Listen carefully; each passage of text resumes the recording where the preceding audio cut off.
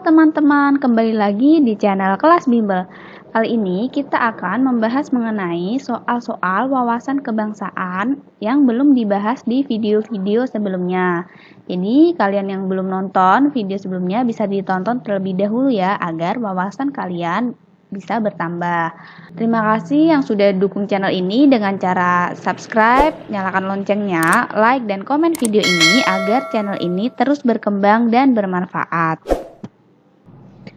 Oke, langsung saja ke soal yang pertama. Pada hakikatnya, manusia adalah sebagai zoopolitikon, yaitu manusia sosial yang tidak dapat dipisahkan satu dengan yang lainnya. Hal ini dikemukakan oleh seorang filsuf, yaitu, kata kuncinya adalah di zoopolitikon. Jawabannya, kalau zoopolitikon itu istilah yang digunakan oleh Aristoteles. Berarti, kalau ada zoopolitikon, yaitu oleh Aristoteles. Jawabannya berarti yang C. Lanjut, secara astronomi, ASEAN terletak pada 20 derajat lintang utara sampai 11 derajat lintang selatan dan 92 derajat bujur timur sampai 141 derajat bujur timur. Sedangkan secara geografis terletak antara Samudra Pasifik dan Samudra Hindia serta benua Asia dan benua Australia. Indonesia sebagai salah satu anggota ASEAN secara astronomi terletak pada, sebenarnya soal ini intinya yang ditanyakan adalah letak astronomi Indonesia, kan di kalimat yang terakhir. Kita lihat, letak astronomis Indonesia ini ya bisa diingat-ingat 6 derajat lintang utara sampai 11 derajat lintang selatan. Berarti yang E dan yang A salah. Dan 95 derajat bujur timur sampai 114 derajat bujur timur.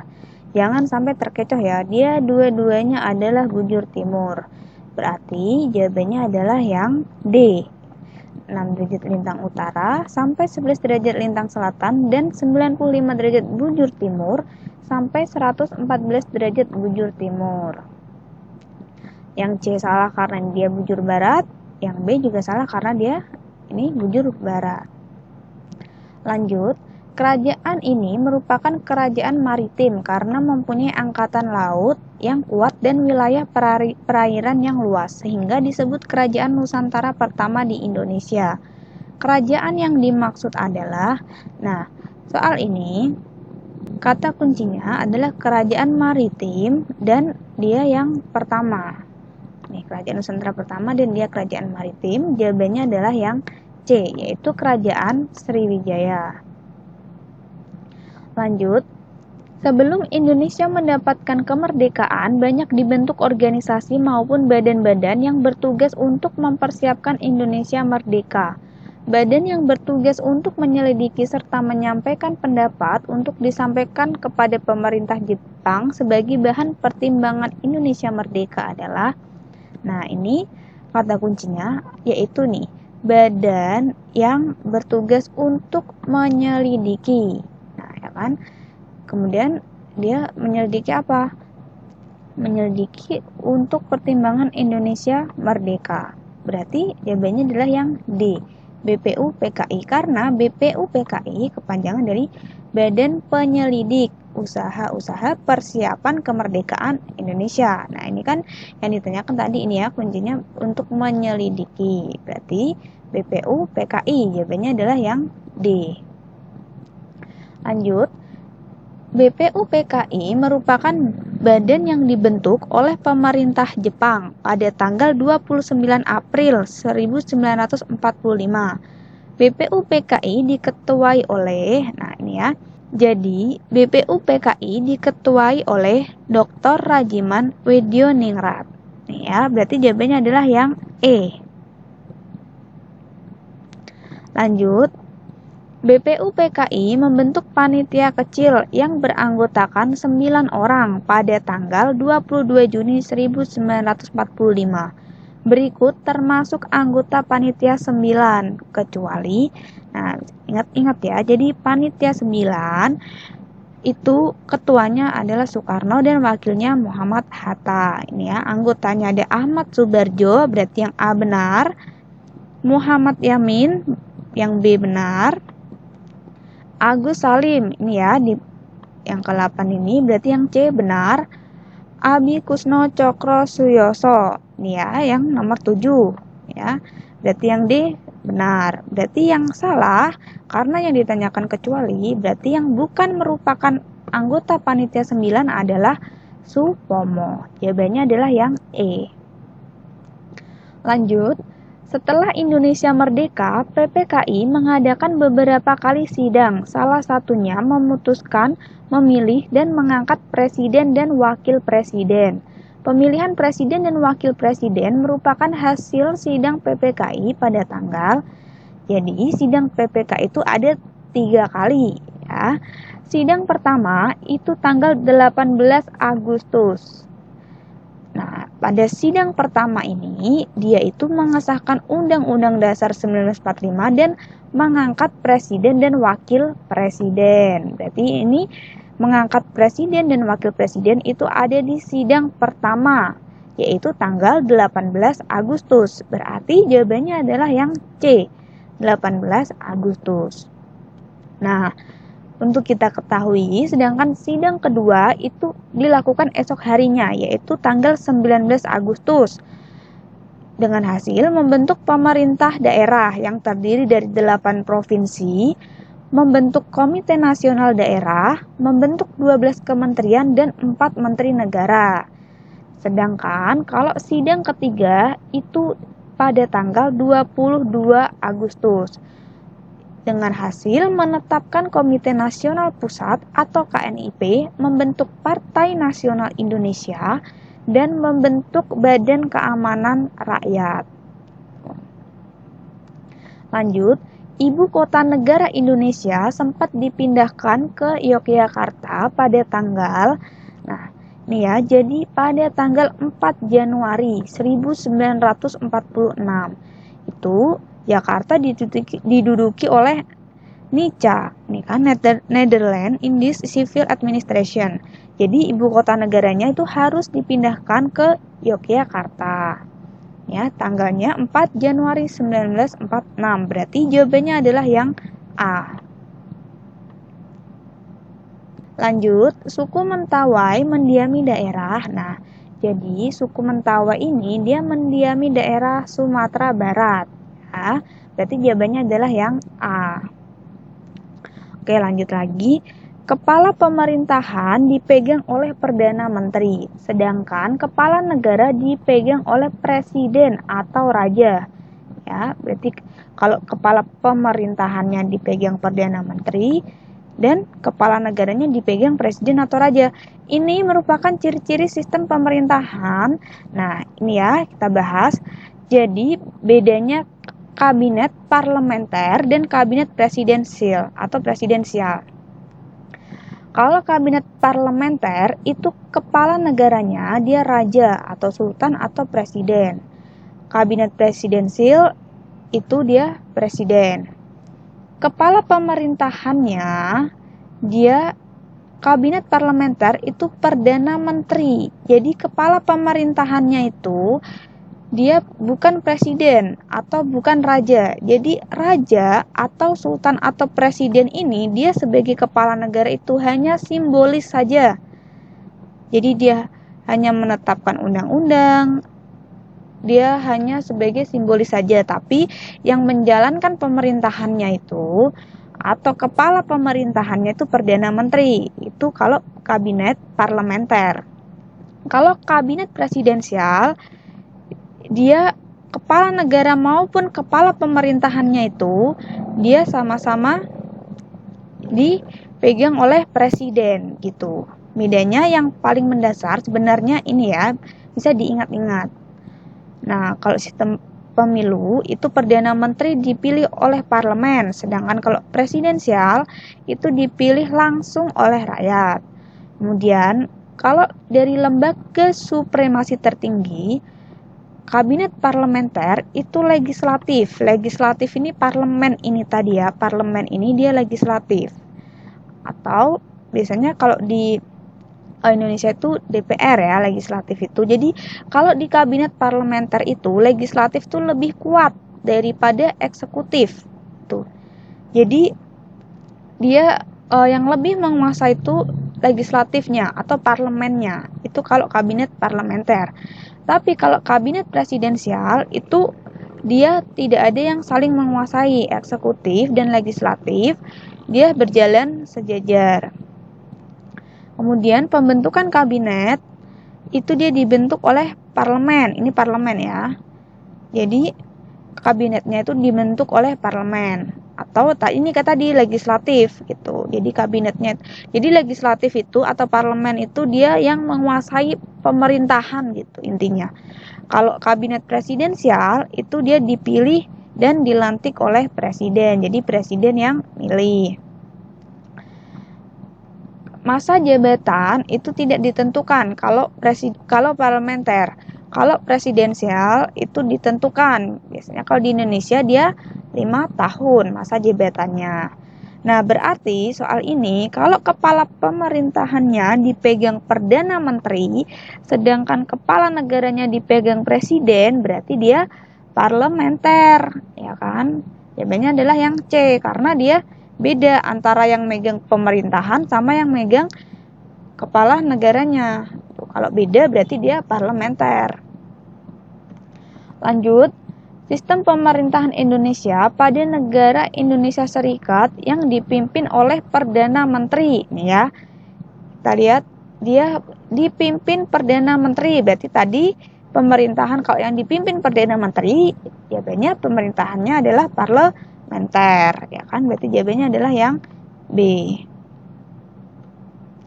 Lanjut, kekurangan sistem pemerintahan presidensial adalah ini ya.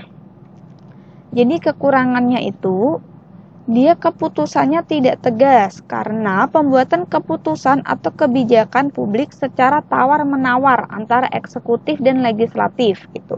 Karena dia tadi eksekutif dan legislatif tuh nggak ada yang lebih tinggi, dia sejajar, jadi dia nggak tegas. Ada tawar-menawar antara eksekutif dan legislatif gitu, antara presiden sama DPR-nya itu karena nggak ada yang lebih tinggi, jadi dia saling biasanya tawar-menawar gitu. Nah, yang kedua, sistem pertanggungjawabannya tidak jelas, ya kan? Karena tadi nggak ada yang paling tinggi. Kalau parlementer kan tadi yang paling tinggi dia legislatif, jadi yang menguasai legislatif kalau parlemen. Kemudian yang ketiga, tidak ada pengawasan langsung legislatif terhadap kekuasaan eksekutif. Itu ya kelemahannya. Berarti ini jawabannya adalah yang A. Kekurangannya adalah keputusan tidak tegas karena pembuatan keputusan atau kebijakan publik secara tawar-menawar antara eksekutif dan legislatif. Nah, tapi kelebihannya kalau sistem pemerintahan presidensial itu dia lebih menjamin stabilitas pemerintahan. Jadi pemerintahannya itu lebih stabil jalannya. Lanjut ya. Jika dibandingkan dengan kabinet parlementer, kelebihan kabinet presidensial adalah dalam hal tadi ya, berarti jalannya pemerintahan lebih stabil kelebihannya. Berarti jawabannya adalah yang B. Lanjut, Presiden dan Wakil Presiden merupakan satu institusi penyelenggara kekuasaan eksekutif negara yang tertinggi di bawah Undang-Undang Dasar 1945. Dalam sistem ini tidak dikenal dan tidak perlu dibedakan adanya. Nah, berarti dia tidak dibedakan antara kepala negara dan kepala pemerintahannya, ya kan? Karena dia presidensial itu kepala negara dan kepala pemerintahannya sama, yaitu presiden. Sedangkan tadi jangan sampai lupa kalau parlementer dia kepala negaranya itu presiden atau raja atau sultan, sedangkan kepala pemerintahannya dia perdana menteri, itu ya kalau yang parlementer. Kalau presidensial dia sama. Intinya kalau presidensial itu sama, kepala negaranya itu presiden, kepala pemerintahannya juga presiden. Oke, lanjut. Di bawah ini yang bukan merupakan pahlawan pergerakan nasional Indonesia ialah, nah ini ya. Jadi Untung Surapati pertama, ya yang C ya. Seorang tokoh dalam sejarah Nusantara yang dicatat dalam Babad Tanah Jawi. Kemudian ada Raden Dewi Sartika, yaitu tokoh perintis pendidikan untuk kaum wanita. Ia diakui sebagai pahlawan nasional oleh pemerintah pada tahun 1966. Berarti Dewi Sartika pahlawan nasional ya. Yang ditanyakan ini yang bukan, berarti yang A salah. Kiai Haji Muhammad Hasyim Asy'ari, salah satu seorang pahlawan nasional Indonesia yang merupakan pendiri Nahdlatul Ulama atau NU. Nah, berarti dia pahlawan nasional ya. Hasyim Asy'ari yang B, berarti salah karena yang ditanyakan tadi yang bukan. Kemudian Dr. Cipto Mangunkusumo, seorang tokoh pergerakan kemerdekaan Indonesia bersama dengan Ernest Dawes Dekker dan Ki Hajar Dewantara dikenal sebagai tiga serangkai. Ini juga berarti dia pahlawan nasional ya kan. Berarti yang D salah. Nah, Danu Dirja Setiabudi ini dia tuh nama lain dari Ernest Dawes Dekker. Ya. Berarti dia juga termasuk pahlawan nasional karena dia dengan Cipto Mangunkusumo dan Ki Hajar Dewantara membentuk tiga serangkai. Berarti yang bukan pahlawan pergerakan nasional Indonesia itu yang C, Untung Surapati. Lanjut, pada tanggal 27 sampai 28 Oktober 1928 diadakan Kongres Pemuda II di Jalan Keramat nomor 106, Jakarta, dipimpin oleh jadi Kongres Pemuda itu 2 kali. Yang pertama itu tanggal 30 April sampai 2 Mei 1926. Ketuanya Muhammad Tabrani.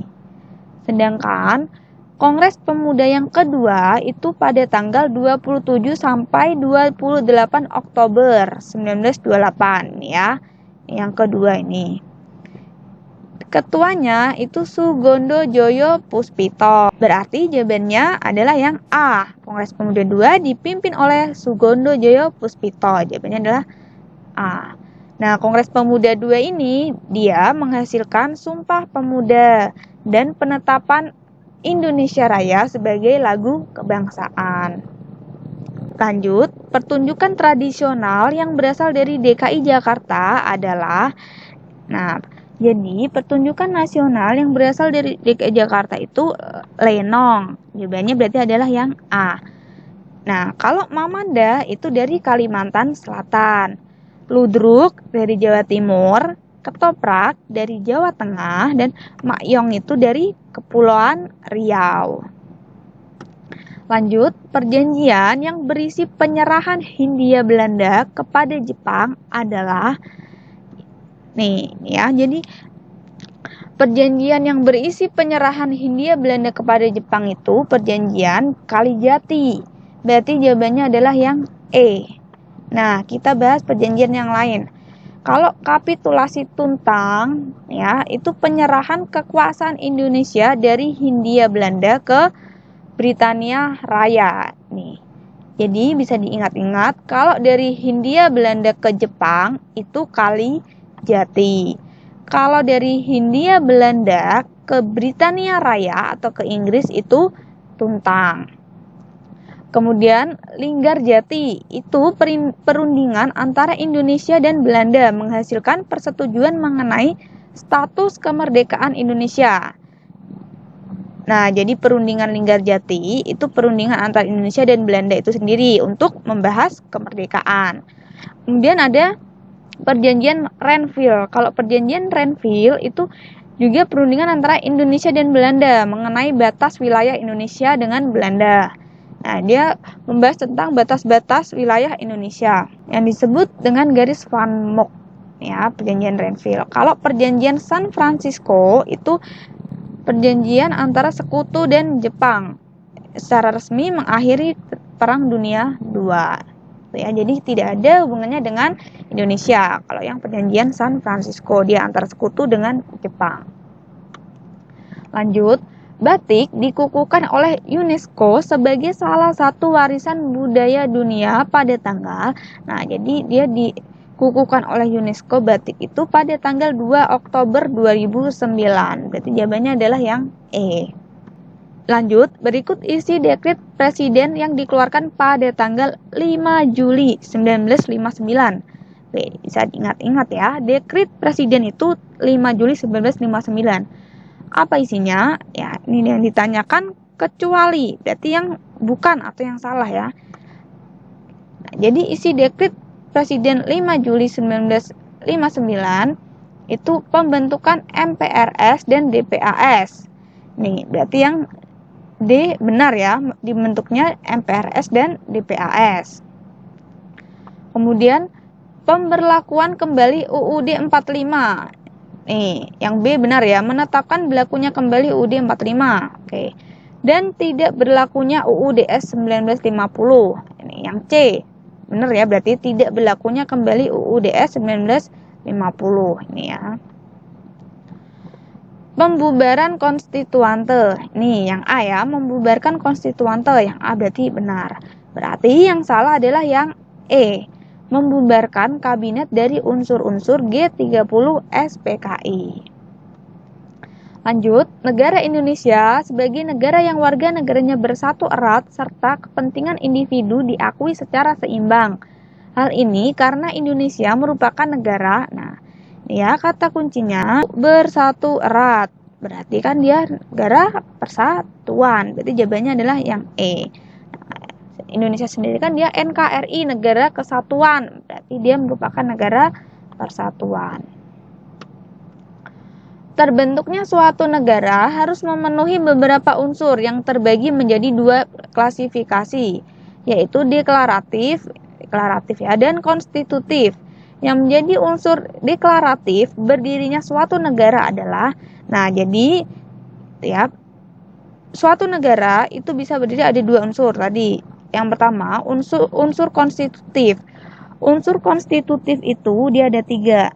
Yang pertama punya wilayah, yang kedua punya penduduk, dan yang ketiga punya pemerintah yang berdaulat. Itu unsur konstitutif. Sedangkan unsur deklaratif itu dia harus ada pengakuan dari negara lain. Berarti ini yang menjadi unsur deklaratif berarti adalah yang E, pengakuan dari negara lain. Lanjut, setiap negara mempunyai batas wilayahnya masing-masing. Indonesia sebagai negara yang dikelilingi laut memiliki batas laut teritorial. Mulai tanggal 21 Maret 1980, batas wilayah laut Indonesia sebesar jadi pada tanggal 21 Maret itu pemerintah RI mengeluarkan pengumuman tentang zona ekonomi eksklusif atau ZEE. Di Indonesia selebar 200 mil yang dari garis-garis pangkal laut wilayah Indonesia. Berarti dia jawabannya adalah yang D, 200 mil. Lanjut, penyelenggaraan pemerintahan Indonesia dibagi menjadi daerah provinsi, daerah kabupaten, dan kota, mencerminkan Indonesia menerapkan prinsip. Jadi namanya prinsip desentralisasi, yaitu penyerahan kekuasaan pemerintahan oleh pemerintah pusat kepada daerah otonom berdasarkan asas otonomi. Berarti ini jawabannya adalah yang B, desentralisasi. Maksudnya itu dia pemerintahan pusat itu dia menyerahkan kepada pemerintah daerah untuk mengembangkan daerahnya masing-masing gitu. Enggak terfokus ke pusat aja, tapi daerah itu dia mengelola sendiri aset-aset yang dimiliki dari daerah tersebut gitu. Jadi dia punya kekuasaan untuk menguasai wilayahnya masing-masing. Lanjut, diterapkannya sistem desentralisasi pada penyelenggaraan pemerintah bertujuan. Tadi ya, jawabannya adalah yang C, mencegah pemusatan kekuasaan sehingga pemerintah daerah itu dia lebih dapat menggali dan mengembangkan lebih dalam lagi potensi wilayahnya serta masyarakat dapat ikut bertanggung jawab terhadap pemerintah. Karena pasti pemerintah daerah kan yang lebih tahu mengenai daerah tersebut. Karena lebih tahu, jadi dia lebih bisa mengembangkan daerahnya. Jadi dia dibikin asas desentralisasi. Pemerintahan daerah menguasai daerahnya sendiri, bukan dari langsung pemerintah pusat. Karena kalau semuanya dari pusat, kan pusat tidak tahu potensi wilayah masing-masing gitu. Oke, sekian pembahasan mengenai soal-soal wawasan kebangsaan. Bagi yang belum nonton video-video sebelumnya, bisa ditonton ya, agar kalian lebih banyak wawasannya. Semangat belajarnya, semoga kalian semua lolos menjadi anggota Polri. Amin.